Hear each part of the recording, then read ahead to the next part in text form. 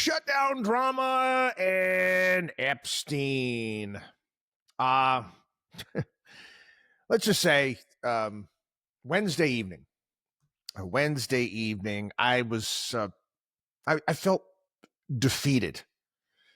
At last, I mean, you've had moments in your life where you just be like that, you just deflated because of a defeat.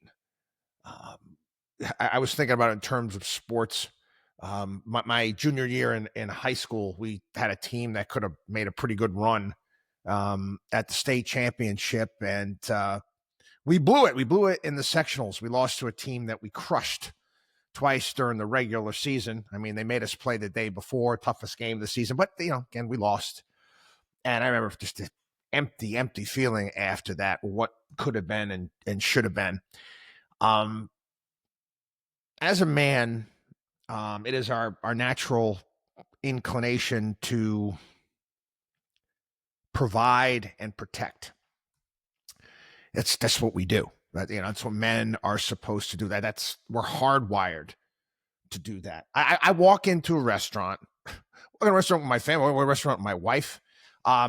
First thing I'm looking for is the exits. I'm looking. How do I get out of here? Okay, if something were to go down, how I'm going to handle it? It's my nature. I'm always okay. I was a linebacker and a defenseman lacrosse. You got eyes in the back of your head, man, all the time, and that's just who I am. Same thing holds true for all of you, my listeners, my clients. That's my job. It's my job is to protect, and obviously build people's portfolios and to educate here. We talk about all the time on our program, build, create, protect, and teach. It's a good way to go through life. Everybody should engage in. But Wednesday, I was defeated. I really was. I watched that press conference. Watched the press conference with Donald Trump signing and we're signing this great piece of legislation, and I'm watching all these a-holes. I didn't swear. Okay. Anal sphincter politicians surrounding the Resolute desk. Oh, we're going to show the continuing resolution. That's Biden spending from last year, man. That you just signed off on. Congratulations. We're continuing the Biden spending from 2024. Great job, guys. You're killing it, man. Killing great. Oh, awesome. Boy, you guys are doing all sorts of great things. And guess what? We're going to keep the government open until the end of January. You do know what's going to happen now, people, right? You see, got a lot of vacations taking place between now and the end of January, meaning that the power players within Congress will sit down and they'll Scotch. I love Scotch. I'll be drinking their Scotch and smoking their cigars. Again, I know it's kind of a cliche, but they will. And they will they'll craft a piece of legislation that's happened before, omnibus legislation, where they will get their payoffs. The people that have been around long enough, they'll get their various different deals to go back to their districts. Democrats and Republicans will come together, and we'll get nothing. We'll get no sort of reform. We'll get no sort of spending cuts. We won't fix a damn thing. They may throw a thing or two in. What a lost opportunity. Little bits of reform that could have made all the difference. We talked about getting rid of junk food off of the SNAP program. How difficult is that? It's not difficult logistically. It's difficult in the fact that all of these politicians are, for lack of a better phrase, putanas. They're of course they've got to collect their checks from all of these special interests. Coca-Cola writes a nice check. Pepsi writes a nice check. Various different food companies write nice checks. They want them to continue to consume their product on the taxpayer dime, even though it's not in their best interest and it's complete and utter poison. Am I wrong? Okay. Again, I love that line. Prove me wrong. You can't. Could have done some work when it came to Obamacare. What did we hear the entire time? We got top men working on it right now. Who? Top men. I know. I sub-reference that bit from Raiders of the Lost Ark all the time. But Spielberg was onto something back then. Okay? That's what we got. We got a lot of proposals working on. And Mike Johnson, a lot of things on my desk here. Oh, yeah, we got a lot of things. So full of shit. Okay? It's not funny. Give me, but you got nothing. You've got nothing. And you want to know what the kicker is? You want to know what the kicker is? They opened up the government on Wednesday evening. Sign that one. Open up the government. They immediately went home. No, I'm not kidding. I'm not. They went home. They've been off from work for what, 45 days, whatever the number is. They signed that on Wednesday. The House doesn't come back into session until next Tuesday. You don't believe me? Look it up. That just took place. And then I have to watch all of the trained monkeys on Fox News and some of the other programs. Look at Trump. He did such a good job. Oh, my God. Oh, look at that. This is what winning looks like. Shut up. You're honestly, don't you guys have any self-respect at all? I know, it's just as bad on the other networks as well. But, I mean, seriously, man. Anyway, had that happen, and then we had all the more Epstein drama, all at the same time. All of this, you can go through these emails. You're gonna want to take a shower afterward. You're gonna. I mean, it's gross. It's all disgusting, quite frankly. Again, from what I've seen come out so far, basically it exonerates Trump as far as Russia collusion is concerned. There is no smoking gun as far as Trump being involved with any of these younger girls. That's not in there. I don't know what else is going to come back, but what you can take from this is that the elites here in this country, it's how can I put this? It's their. Remember the movie? It's from the 1980s. Young people are gonna know. It's called Revenge of the Nerds.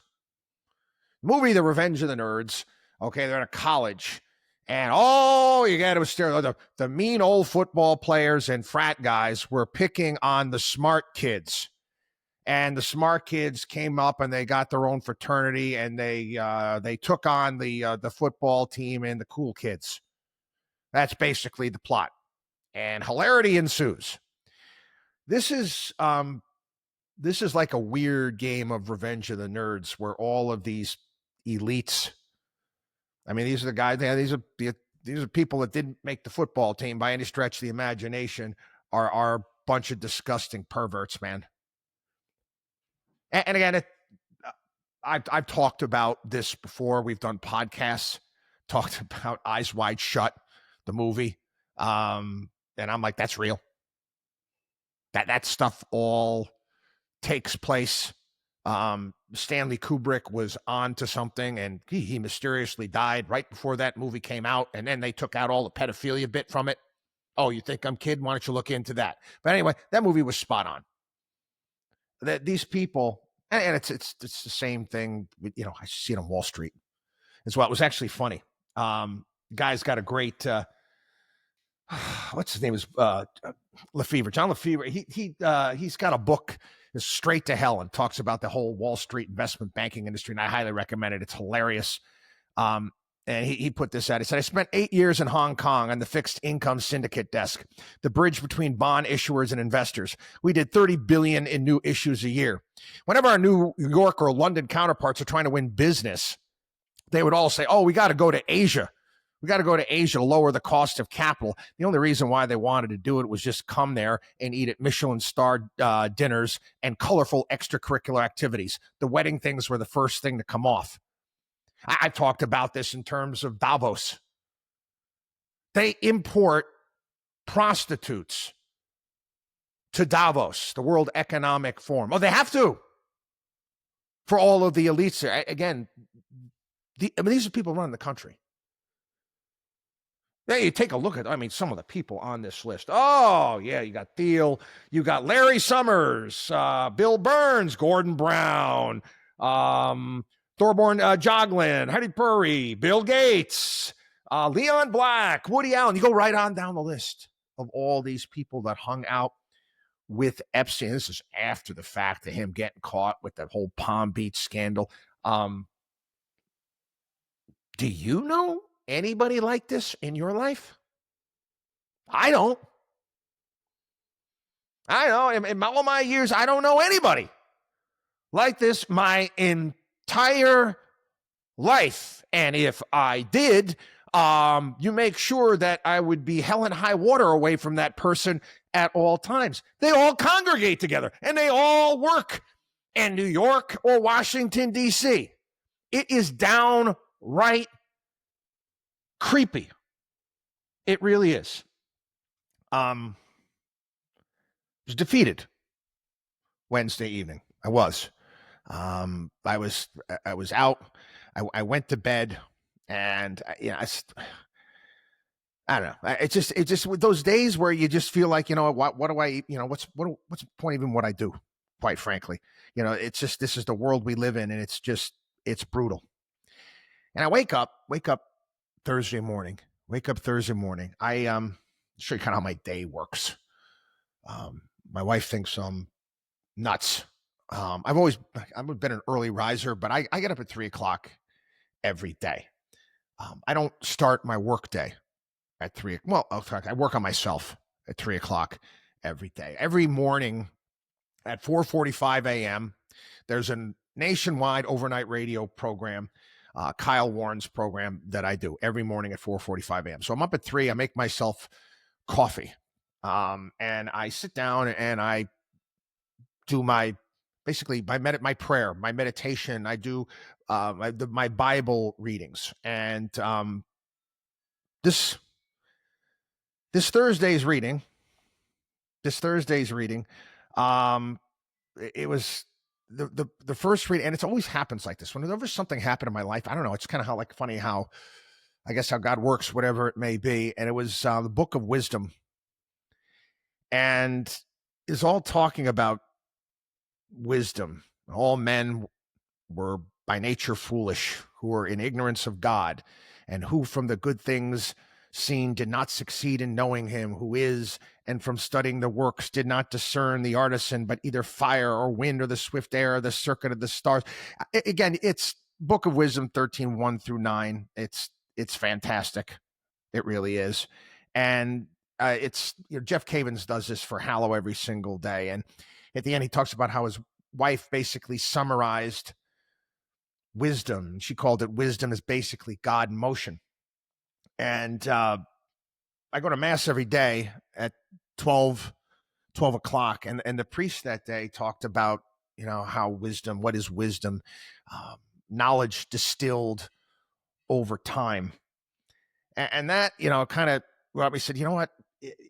Maybe the more knowledge, maybe more things we put out in the world, maybe people will get it and they'll start to learn, but maybe not. But we have to continue to fight. And it really did, it lifted my spirits to some degree. Am I thoroughly disgusted by where we're at? Absolutely. I want to share with you, I've done this before here on the program, and I'm fascinated with languages, and unfortunately, there's not enough hours a day. I would love to study languages more, but I also pick up, because of my household and my wife, my mother-in-law speaking Greek, but I also you look at some words that, again, we got the English language, which is if you take a look at our English dictionary unabridged, it's pretty long, right? But there's certain words that we don't have. And There's this one word I came across. It's a Greek word. It's called philotomo. And there's no translation for it. There isn't. And it's often described, talk about it as almost kind of like this absolute love of doing the honorable thing, the right thing above all else, this constant sense of honor. It's not, you cannot fully translate it because it encompasses everything that you do. Okay, everything you do with your life, pride in your actions, doing the right thing by your community, having that sense of, you know what, I've got to do what is right. I have to do what is honorable above all else. We should look for people like this. We should look for people like this. We should stop cutting corners in the choices that we make for the people that we put into positions of power. Until we do that, again, we're gonna get the people we vote for. That's just the reality. You get the government you deserve. More people like this, and I wish more people like this would actually want to, and I get why they don't want to get involved in government, because it's just a dirty business. But rough week this week. Again, I admit it happens to me. I felt like I was defeated Wednesday evening. I was just disgusted. Again, wake up the next day, fight on. WatchDog on wallstreet.com.